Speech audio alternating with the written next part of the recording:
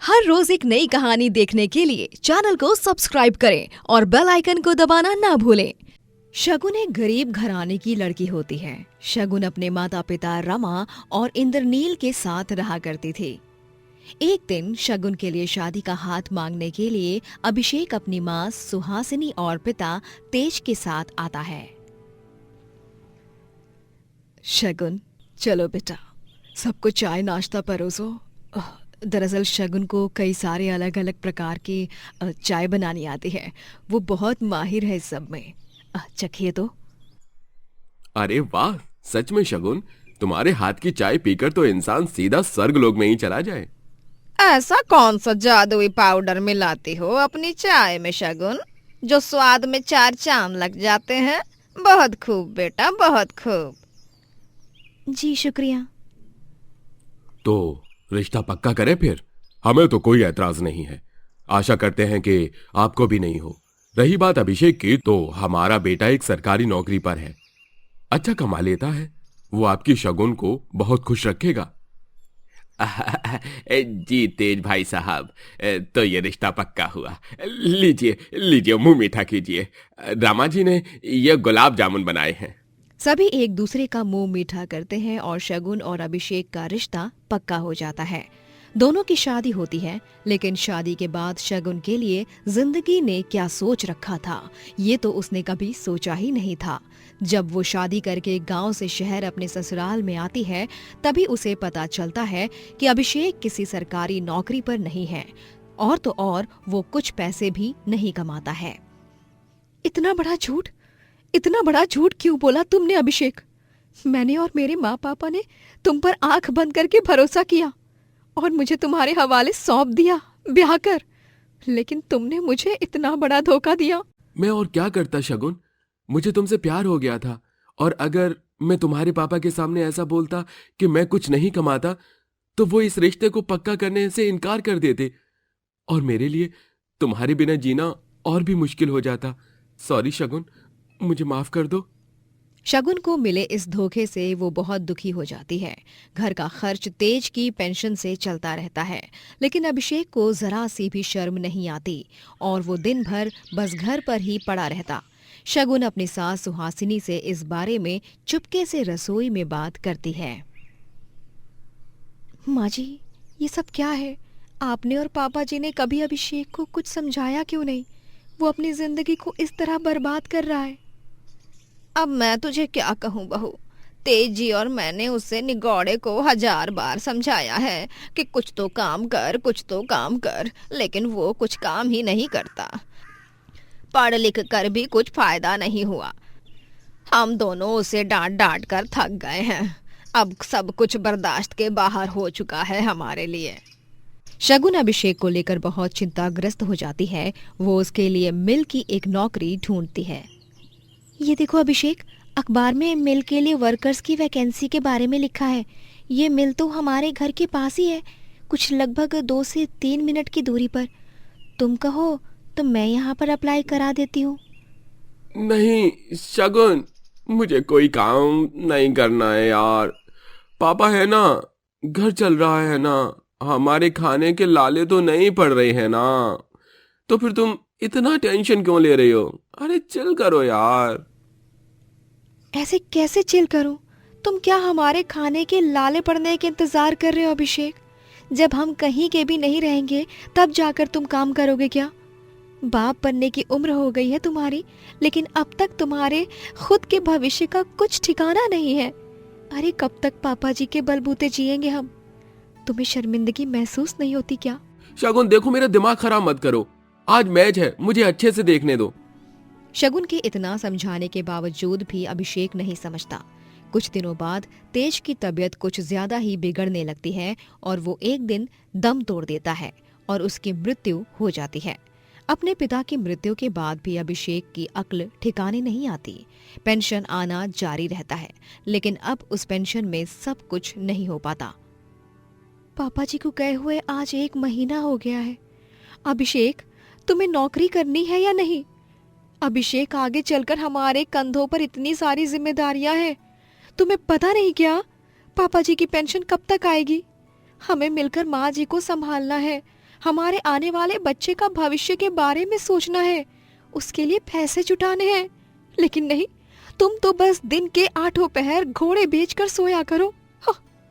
एक रोज विधवा सास सुहासिनी शगुन से कहती है, शगुन बहू, मैं अपने बेटी की तरफ से माफी मांगती हूँ तुझसे। उस दिन अगर मैं और तेजी अभिषेक की झूठी बात में उसका साथ देने से मना कर देते तो शायद समधी जी ये शादी करने से मना कर देते और तुम आज इस घर की बहू भी नहीं होती और ना ही अभिषेक जैसे पति के टेंशन में दिन रात तिल तिल करके जीती। नहीं माँ जी, आप इस बात के लिए मुझसे माफी क्यों मांग रही हो? आपका तो इसमें कोई कसूर नहीं है। चिंता मत कीजिए, समय के साथ सब कुछ ठीक हो जाएगा। माँ जी, मैंने कुछ सोचा है, प्लीज उस काम को करने के लिए मुझे मना मत कीजिए। क्या बहू, बताओ ना। माँ जी, वो मैं सोच रही थी कि क्यों ना अ, अ, एक चाय की दुकान खोल लूं, छोटी सी। हर गली चौक चौराहे नुक्कड़ पर चाय की दुकान होती है, लेकिन हमारे यहाँ तो है ही नहीं। हमारे मोहल्ले वालों को दूसरे मोहल्ले में जाकर चाय पीनी पड़ती है। घर में थोड़े पैसे भी आ जाएंगे और मेरा समय भी गुजर जाएगा। ठीक है शगुन बहू, अगर तुझे सच में काम करने की इच्छा है तो तू कर। मेरा आशीर्वाद तो वैसे भी हमेशा तेरे साथ ही है। शगुन बहुत खुश हो जाती है और वो नुक्कड़ पर अपनी छोटी सी चाय की दुकान खोलती है और वहाँ पर तरह तरह के फ्लेवर्स वाली चाय बनाती है और साथ ही स्नैक्स बिस्किट्स भी परोसती है। आहा, मजा ही आ गया भाई। इतनी बढ़िया चाय तो हमने कभी भी अपन जिंदगी में नहीं पी। हमका एक और ठो कप चाय दे दो और नान खटाई बिस्किट भी दे दो। काबिले तारीफ है भाई, वाकई आपकी चाय शगुन जी। इतनी स्वादिष्ट चाय आप कैसे बना लेती हो? ऐसी कौन सी पत्तियां मिलाती हो इसमें? शुक्रिया भाई साहब, लेकिन अगर मैं अपनी चाय बनाने की पूरी सूची आपको बता दूंगी तो फिर मेरे दुकान पर कोई चाय पीने ही नहीं आएगा। वो बात भी है। अब तो मैं रोजाना सुबह दफ्तर जाते समय और शाम को दफ्तर से लौटते समय यहीं पे चाय पीऊंगा अपनी जानू के साथ। क्यों जानू? हाँ जानू, अब तो ये चाय की दुकान हम दोनों का लव अड्डा बन गई है। अब से हम दोनों यहीं पर आकर चाय की डेट करेंगे जानू। ओके माय डियर जानू। ये लो तुम दोनों के लिए स्पेशल कपल्स वाली चाय और ये दिल के आकार वाला बिस्किट। खाओ पियो और मजे करो। और हाँ, तुम दोनों के प्यार को किसी की भी नजर ना लगे। तू तू तू तू तू। Oh how sweet. जानू चलो, ये हाथ वाला बिस्किट हम दोनों साथ में खाएंगे, इसे तोड़ेंगे नहीं। शगुन जी, आप बहुत ही अच्छी हो, थैंक यू अपनी चाय की दुकान खोलने के लिए। अब से तो मैं और मेरा जानू बेबी शोना हम दोनों यहीं पर डेरा जमा कर बैठा करेंगे। ये मेरी वाली कुछ ज्यादा ही बोलती है, इसे नजरअंदाज कीजिए शगुन जी। शगुन अपनी चाय की दुकान पर चाय बेच बेच कर बहुत से पैसे कमाने लगती है। मुझे मसाला चाय और बन मस्का। मुझे कश्मीरी कहवा। मुझे कश्मीरी कहवा चाहिए। शगुन की बढ़ती प्रगति को देख अभिषेक को धीरे धीरे अपनी गलती का एहसास होने लगता है। वो एक दिन यूं ही जब नुक्कड़ से गुजर रहा होता है, तभी वो शगुन की चाय की दुकान के बाहर ग्राहकों की लंबी कतार देखता है और शगुन को अकेले ही सारे ग्राहकों को संभालते हुए देखता है। ये दृश्य देख उसकी आंखें नम हो जाती हैं। रात में जब शगुन घर आती है, तभी अभिषेक उसके हाथ में एक कागज पकड़ाता है। अब ये क्या है अभिषेक? कंपनी का ऑफर लेटर। मैंने एक नई कंपनी ज्वाइन कर ली है, मुझे नौकरी लग गई है। क्या? सच में? मुझे तो यकीन ही नहीं हो रहा। माँ जी, कृष्णा जी को माखन का कनस्तर चढ़ाएंगे आज भोग में। हाँ शगुन बहू, जरूर। शगुन, मुझे माफ कर दो। तुम्हारे इतने कहने के बावजूद भी मैंने तुम्हारी नहीं सुनी। झूठ की बुनियाद पर तुमसे शादी की, लेकिन तुम्हें चाय की दुकान पर इतनी मेहनत और इतनी जज्बे के साथ काम करते देख मुझे खुद पर शर्मिंदगी महसूस हुई कि इतने सालों तक मैं अपनी लाइफ में क्या कर रहा था। मुझे माफ कर दो शगुन, लेकिन अभी मैं तुमसे वादा करता हूं कि मैं तुम्हें कभी निराश नहीं करूंगा और हम दोनों साथ मिलकर एक अच्छा जीवन व्यतीत करेंगे। शगुन अभिषेक की बातों को सुनकर भावुक हो जाती है और वो उसे कस के गले लगाती है। अभिषेक अपनी नई नौकरी पर जाने लगता है और सुहासिनी और शगुन दोनों चाय की दुकान संभालते हैं। हालांकि शगुन सुहासिनी को चाय की दुकान पर कुछ काम करने नहीं देती और सब कुछ खुद ही संभालती है। गगनलाल एक गरीब फल बेचने वाला था जो अपनी बीवी चंदा और छोटी बेटी वेदिका के साथ रहता था। वो दिन के 12 घंटे खड़े रहकर गली गली जाकर फल बेचता और पैसे कमाता। फल ले लो, फल ताजा ताजा ताजा बगीचे से लाए हुए फल। अरे भैया, क्वालिटी ऐसी कि बस बीमार को भी मिनटों में तंदुरुस्त बना दे। फल ले लो, फल ले लो, फल। अरे 1 दर्जन सेब और एक बड़ा तरबूज देना। अच्छे है ना, या सबको उल्लू बना रहा है? अरे क्या दादा, आप भी बेशक ताजा हैं। अरे ओ गगनवा, तनिक 2 दर्जन संतरे दे दो बिटवा। तुहार फल बहुत ही बढ़िया और स्वादिष्ट होवत है। कौनो जादू वादू छुपा के रखे हो काई माँ? अरे नहीं काका, कोई भी काम अगर सच्चे मन से और नेक दिल से करो ना तो उसका फल अवश्य मीठा और फायदेमंद होता है, समझे? अच्छा ऐसन बा? गगनलाल अपनी बेटी वेदिका से बहुत प्यार करता। वो उसके लिए रोज शाम को घर लौटते हुए कुछ न कुछ खाने को लाता था। पापा, आज क्या लाए हो आप मेरे लिए? आज पापा अपनी राजकुमारी के लिए लाए हैं उसकी मनपसंद इमली, और स्टेशन की बेकरी से ये चॉकलेट वाली पेस्ट्री भी लाए हैं। ये क्या जी, आप भी रोज इसके लिए कुछ न कुछ लाते हैं। अरे उन पैसों को अगर सहेज कर रखेंगे तो इसी के भविष्य के लिए काम आ सकते हैं, पता है ना आपको? अरे चंदा, क्यों इतना तिलमिला रही हो? अरे हमारी इकलौती संतान है और ये थोड़ी ना हमारे साथ जीवन भर रहने वाली है। एक दिन तो इसे भी किसी और घर जाना ही होगा, इसके बाबुल के घर, जहाँ इसकी जिंदगी की नई शुरुआत होगी। तब तक के लिए मुझसे प्यार दिया जाता है तो देने दो ना चंदा।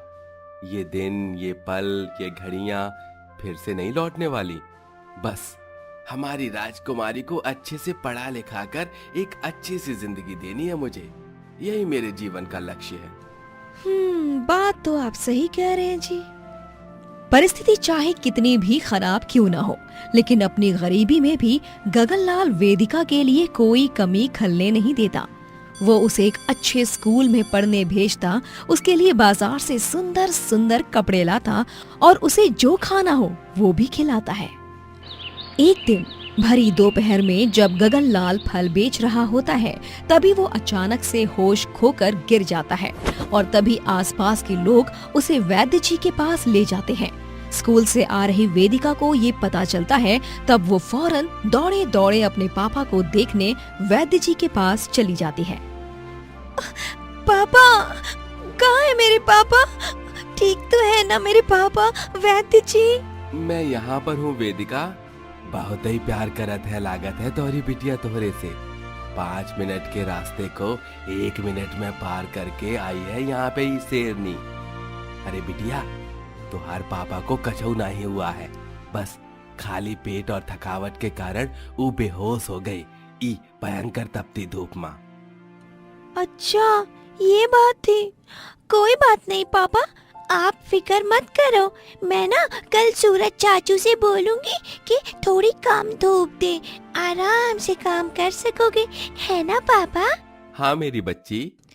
वेदिका गगनलाल का खूब ख्याल रखती है, उसे ठंडा छाछ बनाकर देती है, समय पर दवाइयाँ देती है और उसके पैरों की मालिश भी करती है। सच में चंदा, कितनी होशियार और होनहार बेटी है ना हमारी। इतनी सी उम्र में ही इतना सारा प्रेम और स्नेह। हाँ, मुझे तो कभी कभी डर सा लगता है कि कहीं हमारे और हमारी बेटी के रिश्ते को किसी की नजर ना लग जाए। ओफो चंदा, तुम भी ना। थू थू थू थू थू।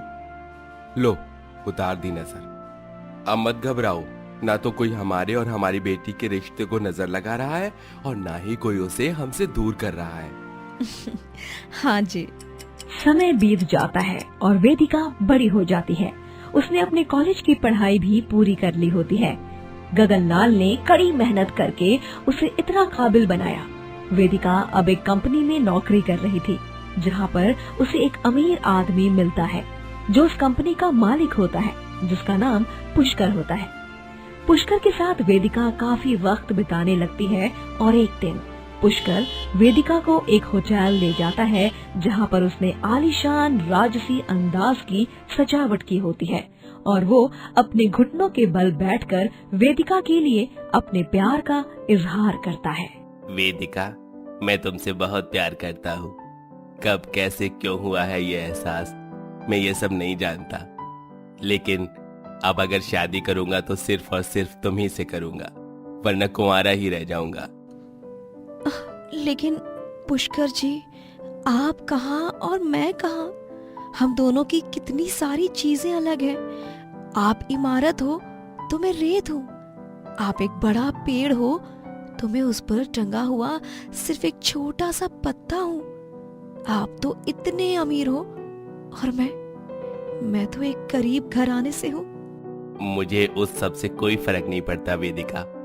मैं इतना जानता हूँ कि मैं तुमसे सच्चा प्यार करता हूँ, लेकिन एक शर्त है मेरी बस, और वो ये है कि अगर तुम्हें मुझसे शादी करके अमीरों जैसी जिंदगी जीनी है तो तुम्हें तुम्हारे अपने गरीब बूढ़े माँ बाप को भूल जाना होगा, हमेशा हमेशा के लिए।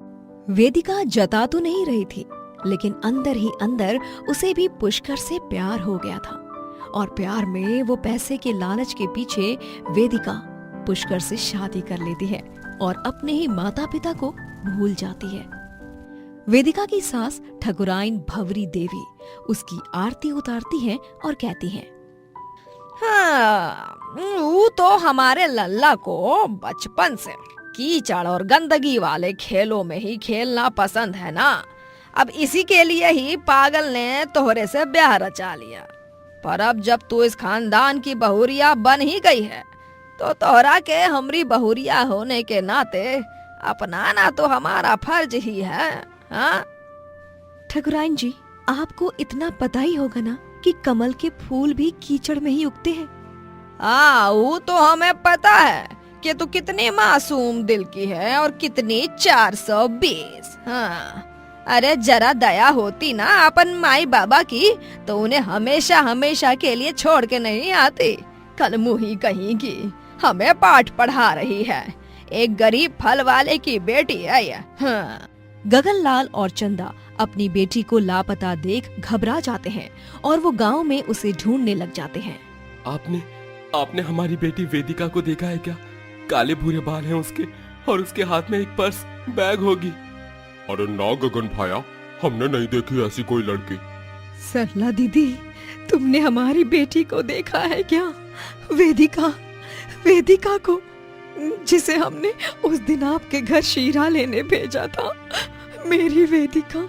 नहीं चंदा, हमने तोहरी बेटिया वेदिका को ना ही देखा। गगनलाल और चंदा वेदिका को घंटों तक ढूंढते ही रहते हैं। भाई तुमने हमारी बेटी को देखा है क्या? वो आज सुबह से गायब है, पता नहीं कहाँ चली गई।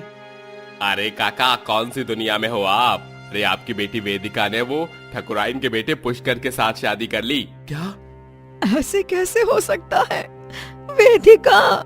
गगनलाल और चंदा दोनों भी वेदिका से मिलने ठकुराइन की हवेली जाते हैं और वहाँ जाने पर वेदिका अपने माँ बाप से बहुत बुरी तरह पेश आती है। सुना नहीं आपने?